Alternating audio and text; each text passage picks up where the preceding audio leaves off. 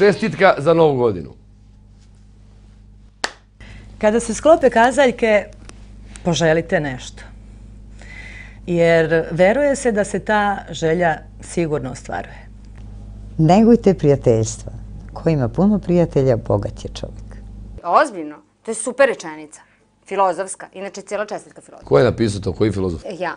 Želimo vam pre svega puno zdravlja, kako vama, tako i vašim najbližima. Želimo vam bogatstvo, kako ona materijalna, tako i ona duhovna.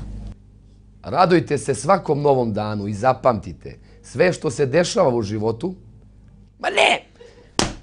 I manje gledajte na sat, jer je život ono što se dešava dok mi pravimo planove za njega. Pa šta da vam poželimo? Mnogo sreće i ljubavi u kojoj ćete sigurno mnogo više uživati ako je budete podelili i sa drugima.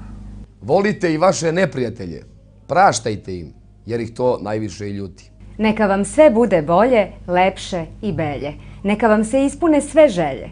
Srećno i živeli!